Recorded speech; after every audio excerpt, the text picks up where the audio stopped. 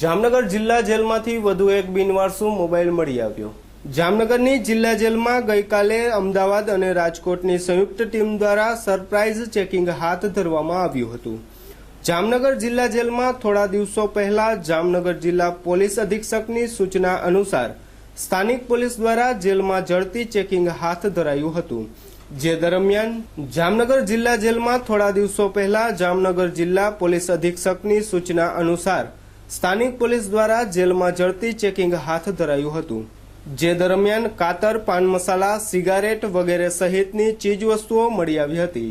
આ સંદર્ભે હાલ તપાસ ચાલુ છે। તે દરમિયાન ગઈકાલે અમદાવાદના ઝડપી સ્કોડની ટીમ દ્વારા તથા રાજકોટના અધિકારી સહિતના સ્ટાફ દ્વારા જિલ્લા જેલમાં સરપ્રાઇઝ ચેકિંગ હાથ ધરાયું હતું, જે અંતર્ગત જેલના પાસા બેરેકના શૌચાલયમાંથી એક બિનવારસુ સિમ કાર્ડ વગરનો મોબાઈલ ફોન મળી આવ્યો હતો અને આ મોબાઈલ કોનો છે અને કોણે જેલમાં અંદર ઘુસાડવામાં આવ્યો તે સંદર્ભે વધુ તપાસ સ્થાનિક પોલીસે હાથ ધરી છે।